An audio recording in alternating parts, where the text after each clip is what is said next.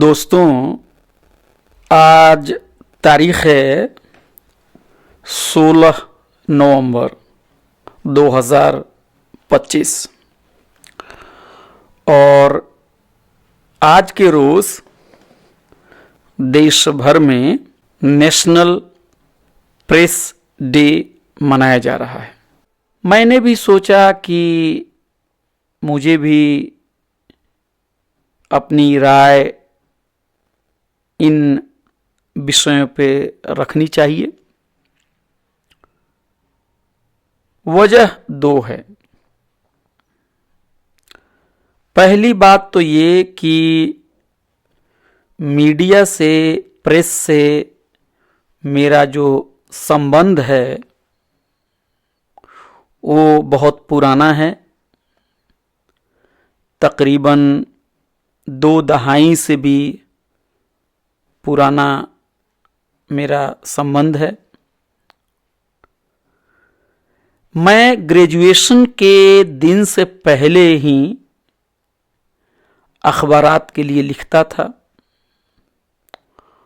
और बहुत ज़्यादा लोग इस बात को नहीं जानते कि अंग्रेज़ी अखबार में आने से पहले मैं उर्दू अखबार के लिए लिखता था। यानी उर्दू जो है उसमें मैंने अपनी सहाफ़त, अपनी पत्रकारिता को एक्सप्रेस किया। बाद में Indian institute of mass communication Delhi से मैंने इंग्लिश जर्नलिज्म प्रिंट में मैंने 1 साल का डिप्लोमा भी किया, वहाँ से post graduate diploma in English journalism print. फिर दिल्ली में 1.5 सालों के लिए इंडियन एक्सप्रेस में मैंने नौकरी की। लेकिन बाद में मैं हायर एजुकेशंस की तरफ माइल हुआ और फिर एमए, एमफिल, पीएचडी करने के लिए जामिया और बाद में जेएनयू आ गया। हालांकि लिखने पढ़ने का जो मेरा सिलसिला था वो चलता रहा और मैं किसी अखबार या मैगज़ीन से फॉर्मल तरीके से नहीं जुड़ा था, क्योंकि कॉलेज और यूनिवर्सिटी की अपनी जिम्मेदारियां होती हैं। लेकिन उनके लिए मज़ामीन लिखना, आर्टिकल्स लिखना, वेब पोर्टल्स के लिए कुछ लिखना, ये सब चलता रहा, कभी ज़्यादा कभी कम। उर्दू रोज़नामा इनकलाब के लिए भी मैं 2018 से लगातार एक कॉलम फोर्टनाइटली मैं लिखता हूँ और भी बहुत सारे मैगजीन्स एंड वेब पोर्टल्स पे मैं लिख रहा हूँ। तो मैंने पत्रकारिता को करीब से देखा भी है, अखबारात में काम भी किया है, रिपोर्टिंग का भी तजर्बा है और अखबारात और प्रिंट को लेके मैंने उसकी पढ़ाई भी की है। तो जो पहली वजह मैंने बताई कि क्यों मैं अपनी बात को शेयर करने के लिए तैयार हुआ, उसकी एक वजह है कि इस फील्ड को, प्रेस को मैंने करीब से देखा है, मीडिया में काम भी किया है, मीडिया की पढ़ाई भी की है और सबसे बड़ी बात यह है कि मैंने अंग्रेज़ी के अलावा उर्दू जबानों में निकलने वाले न्यूज़पेपर्स को बहुत करीब से देखा है। दूसरी बात यह है कि जो मेरा ताल्लुक है पढ़ाई लिखाई का, जो रिसर्च का, वो कहीं ना कहीं पॉलिटिकल साइंस और हिस्ट्री के दायरे में आता है।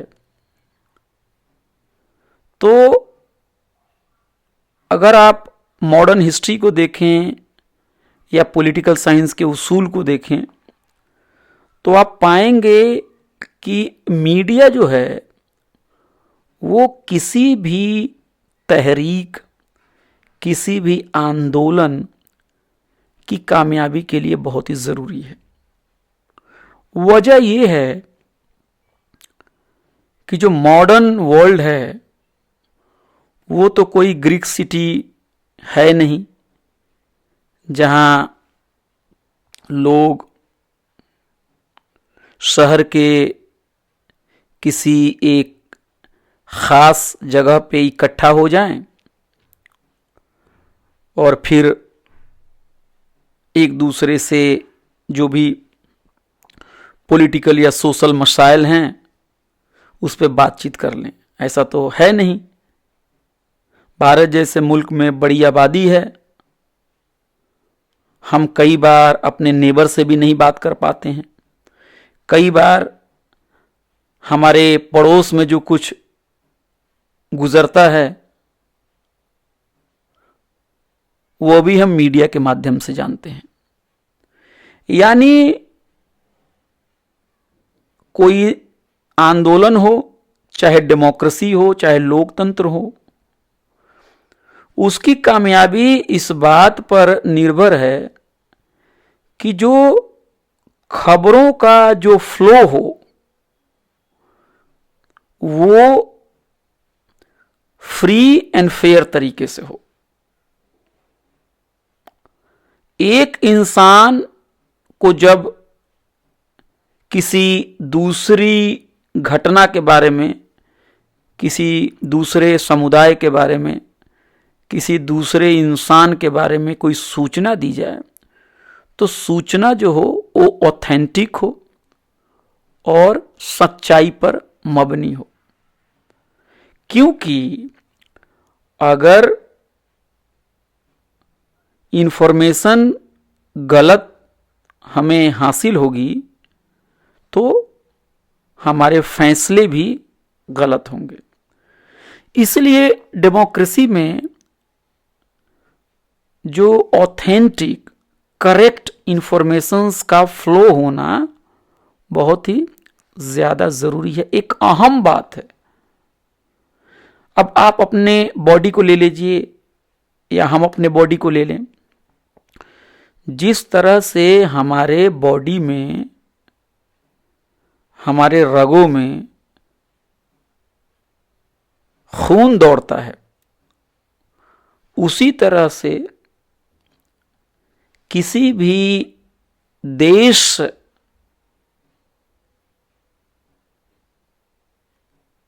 समाज जो है, राज्य जो है, उनके दरमियान भी जो खबरें हैं, जो समाचार हैं, जो न्यूज़ हैं, वो दौड़ते रहते हैं। क्योंकि हम किसी भी चीज को डायरेक्ट एक्सेस नहीं कर सकते हैं। इसको सोशियोलॉजिस्ट और कल्चरल थियरीज जो हैं उसको रिप्रेजेंटेशन कहते हैं। इसे रिप्रेजेंटेशन का मतलब ये है, जो रिप्रेजेंटेशन की थियरी से इसको समझाने की कोशिश करते हैं। बहुत आसान सी बात है, घबराइए मत। बात कुछ यूं है कि कोई ऑब्जेक्ट है, मान लीजिए कि मैं किसी कमरे में बैठा हूं और मैं अपनी बात आप तक पहुंचाने के लिए ये बात, अपनी जो स्पीच है, अपने जो विचार हैं, उसको मैं किसी टेप रिकॉर्डर में रिकॉर्ड कर रहा हूं। तो यहां क्या हुआ कि टेप रिकॉर्डर को मैं अपनी आंखों से देख रहा हूं। टेप रिकॉर्डर को मैं छू सकता हूं।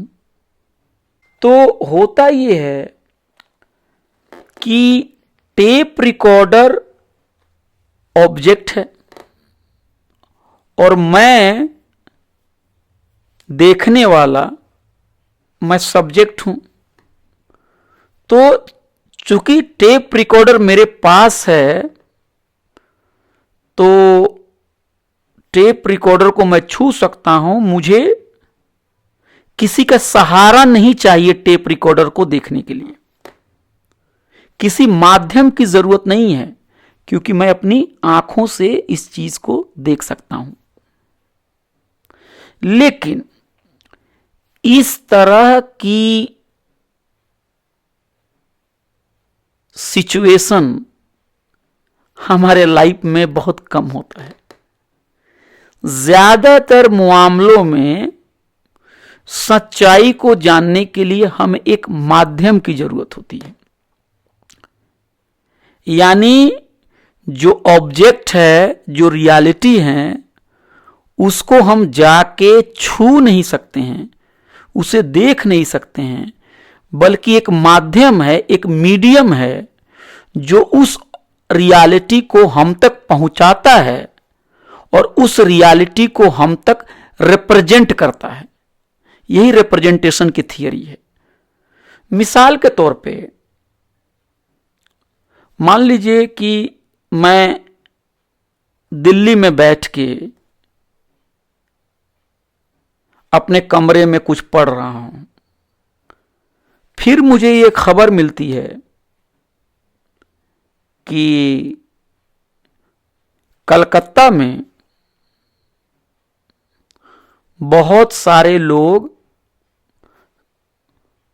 आंदोलन कर रहे हैं और वो कुछ मुतालबात, कुछ इश्यूज को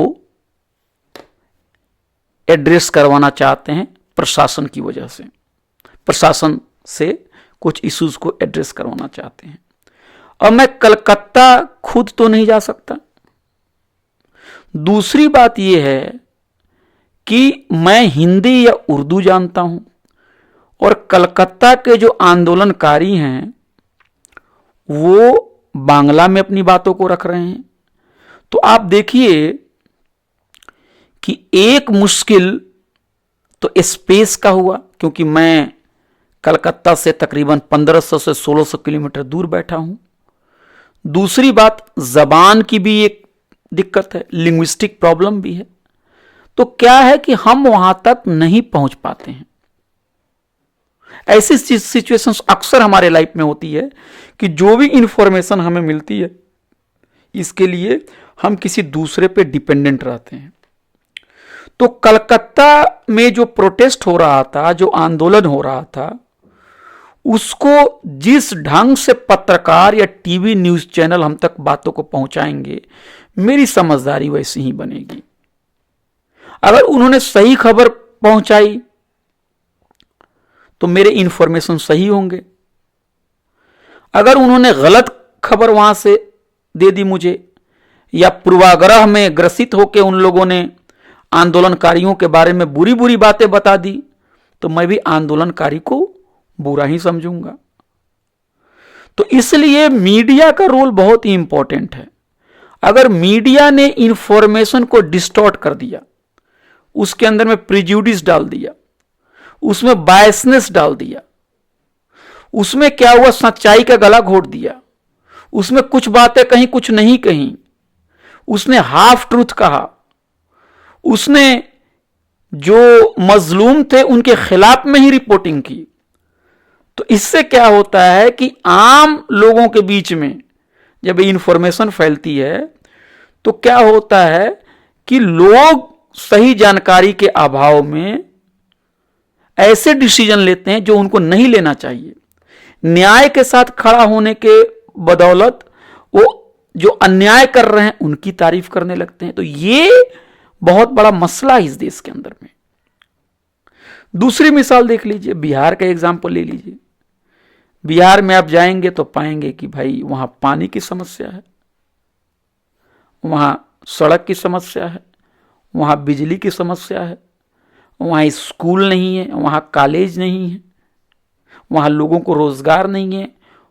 तो अगर बिहार की मीडिया अगर रोजगार, शिक्षा, स्वास्थ्य के बारे में अखबारात में लिखे तो बिहारी भी जागरूक होंगे, बिहार से बाहर भी लोगों को लगेगा कि नहीं नहीं बिहार में तो अच्छा काम नहीं हो रहा है, तो वो भी बिहारियों के हक में कुछ बोलेंगे। तो ये एक माहौल बनेगा जिसका फायदा बिहार को होगा, बिहारियों को होगा और भारत को भी होगा, दुनिया को भी होगा।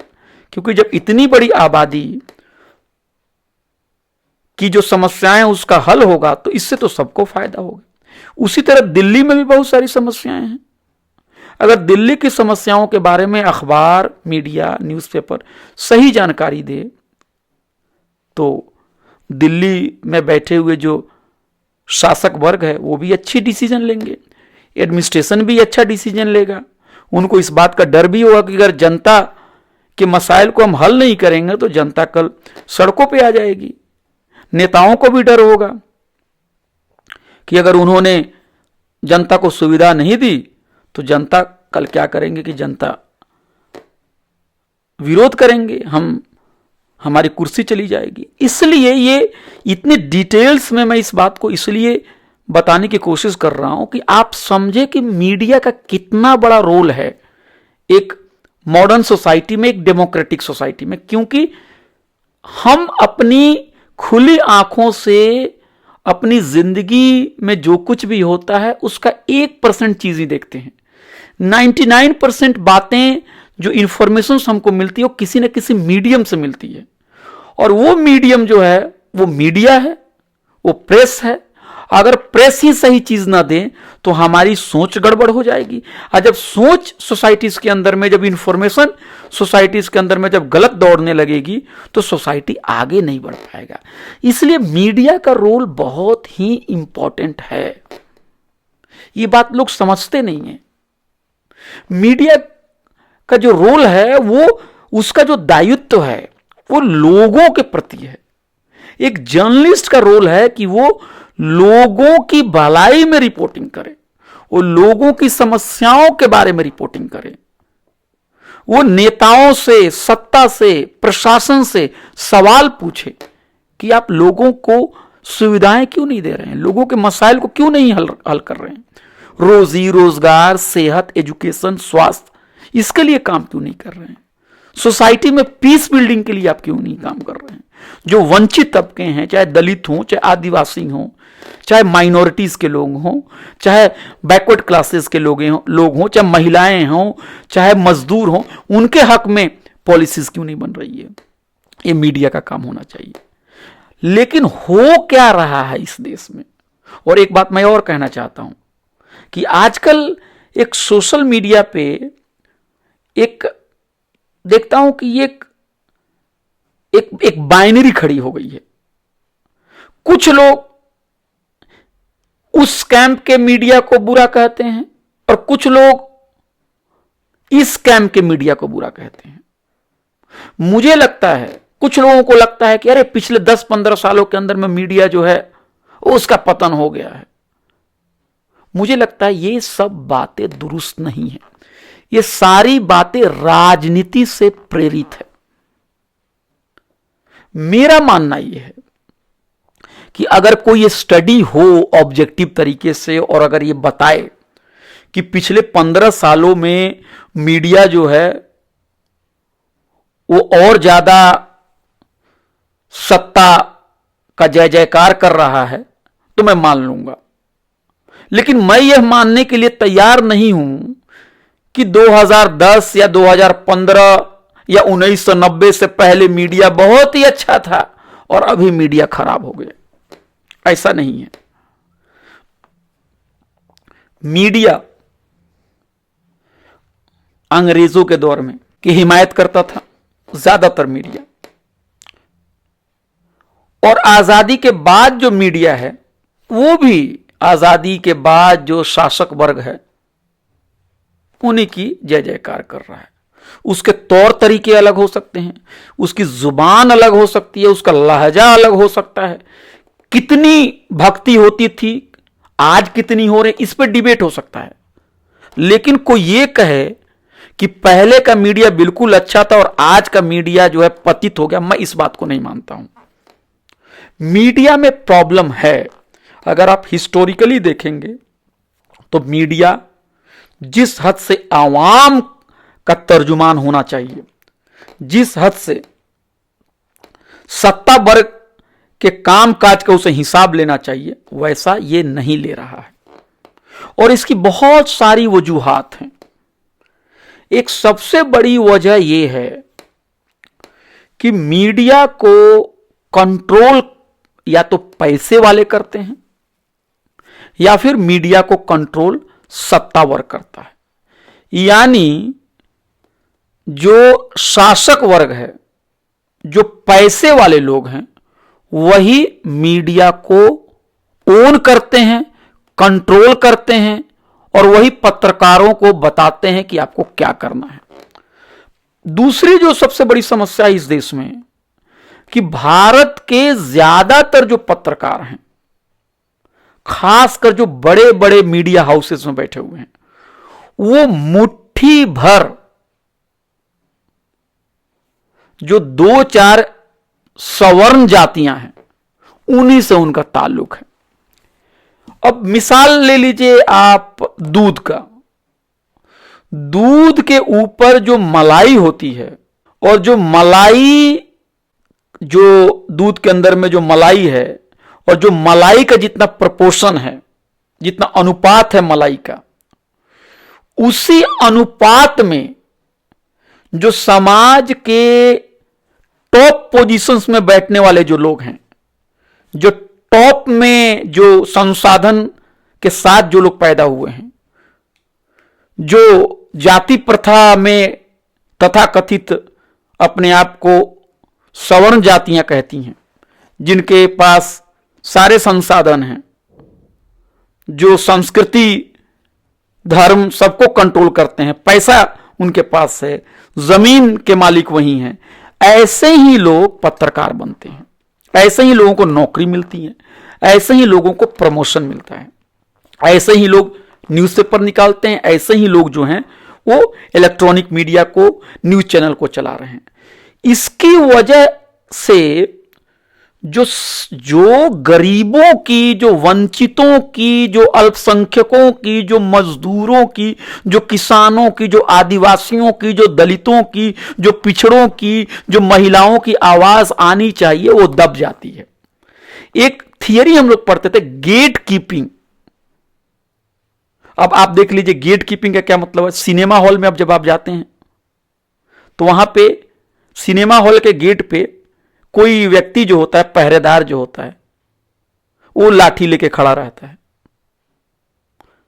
अगर लाठी न भी ले तो बिल्कुल तंदुरुस्त, बहुत ही मोटा तगड़ा इंसान होता है, जिसको देख के ही आपको भय लगेगा। टिकट आपने दिखा दिया तो आप अंदर जाइए, और टिकट नहीं है तो आप चले जाइए, बाहर जाइए। आप कितना भी आप अनुरोध कर दे कि भैया मेरे पास पैसे नहीं हैं, मुझे आज फिल्म दिखा लो, बहुत सारी कुर्सियां तो खाली ही हैं, अगर मैं बैठ के अगर मैं फिल्म देख लूंगा तो आपका तो कुछ नुकसान तो नहीं होगा। वो कहेगा नहीं नहीं नहीं, जाओ जाओ। यानी वो व्यक्ति जो है वो गेट कीपिंग का काम कर रहा है, वो तय कर रहा है कि कौन सिनेमा देखेगा, कौन सिनेमा नहीं देखेगा। टिकट जिसके पास है वो सिनेमा देखेगा, जो टिकट जिसके पास नहीं है वो सिनेमा नहीं देखेगा। उसी तरह जो पत्रकार हैं, जो टॉप में जो एडिटर्स बैठे होते हैं, वो गेट कीपिंग का काम करते हैं। यानी पूरे देश में हजारों घटनाएं होती हैं, लाखों बातें आती हैं, लेकिन वो तय करते हैं कि 5 बड़ी खबरें कौन सी हैं। वो तय करते हैं कि कौन सी खबरें पॉजिटिव होंगी, पॉजिटिव तरह से दिखाई जाएंगी, और किस खबरों को निगेटिव तरीके से दिखाया जाएगा। वो तय करते हैं कि जो सत्ता वर्ग है उसके हर कामों को और बढ़ा चढ़ा कर दिखाना है कि बहुत ही अच्छा कर रहा है, और विपक्ष को ऐसे दिखाना है कि जैसे विपक्ष की कोई ताकत ही नहीं है, विपक्ष देश के लिए कुछ कर ही नहीं रहा है, विपक्ष जो है कमजोर हो चुका है, विपक्ष के अंदर में कलह है, ऐसा। यानी किसी को आपको हीरो बनाना है, किसी को आपको जीरो बनाना है, कुछ खबरों को दबा देनी है, राई वाली जो खबर है उसको पहाड़ बना देना है और पहाड़ वाली खबर को राई बना देनी है। कौन सी खबर पेज 1 पे जाएंगी, कौन सी खबर दबा दी जाएंगी, ये सारा काम जो है ये एडिटर करते हैं। और एडिटर वही करते हैं जो अखबार के मालिक, न्यूज़पेपर के मालिक उनको बताते हैं, या फिर जो शासक वर्ग से उनको इंस्ट्रक्शन होता है। इसलिए मुझे लगता है कि पत्रकारिता के क्षेत्र में जो वंचित समाज के लोग हैं उनको आगे बढ़ना, उनको आगे जाना, उनको अच्छा करना बहुत ही मुश्किल है, बहुत चैलेंजिंग जॉब है। लेकिन एक बात आप हमेशा याद रखिए कि आप ये मत समझिए कि मैं ये कह रहा हूं कि आप फिर अब पत्रकारिता में आई हैं ही नहीं, मैं नहीं कह रहा हूं, या आप जो वंचित तबके के लोग हैं वो सरेंडर कर दें। नहीं नहीं नहीं नहीं भैया, ये पत्रकारिता मेरे से होने वाली नहीं है, मैं तो कोई और काम कर लूंगा। नहीं, मैं सिर्फ इतना ही कह रहा हूं कि पत्रकारिता में आप जरूर आइए, आपका आना जरूरी है। अपने समाज की बातों को आगे बढ़ाने के लिए आप आइए। डॉक्टर अंबेडकर ने भी मूक नायक, जनता, बहिष्कृत भारत, बहुत सारे पेपर को निकाला। आपको पेरियार ने भी रिवोल्ट नाम के मैगजीन को निकाला। राम मनोहर लोहिया ने भी मैनकाइंड और बहुत सारे पेपर को उन्होंने भी एडिट किया। तो आपको इस चैलेंज को लेना होगा, आपको आना होगा, और आपको यह दिमाग में बात रखनी होगी कि ये चैलेंजेस बहुत ज्यादा हैं। इसके लिए आपको पढ़ना होगा, इसके लिए आपको हिस्ट्री, पॉलिटिक्स, सोशियोलॉजी की जानकारी होनी चाहिए, इकोनॉमिक्स की जानकारी होनी चाहिए, करंट अफेयर्स की जानकारी होनी चाहिए, आपको आपकी एक शार्प समझदारी होनी चाहिए। और ये चीजें एक दिन में नहीं आती है, ये धीरे धीरे आती हैं, ये धीरे धीरे आती हैं। आपको जो विचार हैं उस पे आपको अपनी दखल अंदाजी वहां पे देनी होगी। मतलब you need to make your presence felt in the field of media. जो ओपिनियन मेकिंग का जो काम है उसमें दलित, बहुजन, पिछड़े को आना होगा, क्योंकि लोकतंत्र जो है इसमें फ्री फ्लो ऑफ इंफॉर्मेशन बहुत ही इंपॉर्टेंट है। और गेट कीपिंग का काम जो है वो चंद मुट्ठी भर लोग कर रहे हैं, और जो 85%, 90% जो लोग हैं उसको इस पूरी प्रक्रिया से बाहर रखा गया है। इसलिए मैं बार बार इस बात को कह रहा हूं कि इस देश में राष्ट्रपति बनना किसी आदिवासी, किसी दलित, किसी मुसलमान के लिए आसान है, लेकिन उसके लिए किसी बड़े न्यूज़पेपर, किसी बड़े न्यूज़ चैनल का एडिटर बनना मुश्किल है। क्योंकि एक नेटवर्किंग भी काम करती है आपको, कि अगर आपकी जाति के लोग अगर मीडिया में हैं तो आपको इजीली एंट्री दे देंगे। देखिए, सरकारी नौकरी अगर चपरासी की भी होती है तो उसका प्रॉपर एक एडवर्टीजमेंट आता है कि भाई ये नौकरी है। ठीक है, उसमें भी कुछ गड़बड़ियां हो सकती है, कुछ फेवरेटिज्म हो सकता है, मैं इस बात को इनकार नहीं कर रहा हूं। लेकिन मीडिया में कैसे जॉब आता है, कैसे लोग रिक्रूट होते हैं, उनका सैलरी स्ट्रक्चर क्या है, उनको क्या पैसे मिलते हैं, क्यों किसी को इतना कम मिलता है, क्यों किसी को बहुत ज्यादा मिलता है, इस पे आपने कभी देखा, कभी कोई बहस होती है मीडिया में? क्या उसका सोशल कंपोजिशन, इसके बारे में कभी कुछ आप सुनते हैं? कभी मीडिया में किन का पैसा लगा हुआ कभी सुनते हैं आप? कभी ये बात सुनते, इस पे कभी बहस होती है कि पत्रकारों को भी एक प्रॉपर वेज मिलना चाहिए, पत्रकारों को भी एक सम्मान के साथ एक जीने के लिए उनको भी एक सैलरी होनी चाहिए? और ये भी एक बहुत ही इंपॉर्टेंट मामला है कि कुछ पैसे वाले लोग जो हैं, बड़े बड़े जो धनी जो लोग हैं, वो लोग क्या कर रहे हैं, मीडिया को इनडायरेक्टली कंट्रोल कर रहे हैं। और वो जो मीडिया को इनडायरेक्टली कंट्रोल करते हैं तो पॉलिटिक्स को भी कंट्रोल करते हैं, वो पूरे पब्लिक डिबेट को भी कंट्रोल करते हैं। मुझे लगता है कि ये सब गलत है लोकतंत्र के लिए। मीडिया का जो मैनेजमेंट है वो एक तरह से इंडिपेंडेंट होना चाहिए, एक तरह से पैसे की चकाचौंध से दूर होनी चाहिए। जो जेन्युइन लोग हैं वही मीडिया को चलाएं, बहुत ज्यादा पैसे का इसमें खेल नहीं होना चाहिए। मीडिया ज्यादा से ज्यादा ग्रासरूट होनी चाहिए, है ना। छोटे छोटे अखबार को प्रमोट करने की जरूरत है, उनको सहायता देने की जरूरत है। लेकिन आप देखेंगे कि जो सरकार की पॉलिसीज ऐसी आई हैं, कभी और इस पे बात करेंगे, कि छोटे छोटे अखबार और मैगजीन सर्वाइव नहीं कर पा रहे हैं। तो छोटे छोटे अखबार और मैगजीन जब सर्वाइव नहीं करेंगे तो जो छोटी छोटी वॉइसेज हैं, जो कि छोटी छोटी नहीं हैं, वो बहुत अहम वॉइसेज हैं, वो दब जाएंगी, वो मर जाएंगी। इसलिए मुझे लगता है कि मीडिया एक बहुत ही इंपॉर्टेंट फील्ड है, जहां पे अभी भी बहुजन समाज को, दलित समाज को, पिछड़े आदिवासी को वहां आना है। और जब हम वहां पे आएंगे, तब जब हमारी बातें वहां पे जाएंगी, जो वंचितों की बातें जाएंगी, तब देश मजबूत होगा, तब सही डिस्कोर्स आएगा, तब समस्याएं जो हैं उसका हल होगा।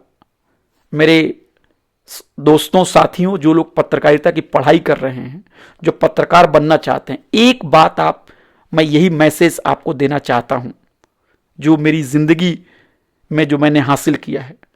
आपको नौकरी कोई अखबार और कोई मीडिया का मालिक देता है, मगर आप जो हैं कमिटेड हैं इस देश की जनता के प्रति। जो नौकरी देता है उसके लिए आप काम करते हैं, मगर आपकी जो वफादारी होनी चाहिए वो लोगों के मसाइल के प्रति होनी चाहिए, लोगों की समस्या को उठाना आपका काम होना चाहिए। इस देश के कॉन्स्टिट्यूशन के प्रति आपका कमिटमेंट होना चाहिए। सही इंफॉर्मेशन आपको फैलाने के लिए आपको काम करना चाहिए, सही बात पहुंचाने के लिए काम करना चाहिए।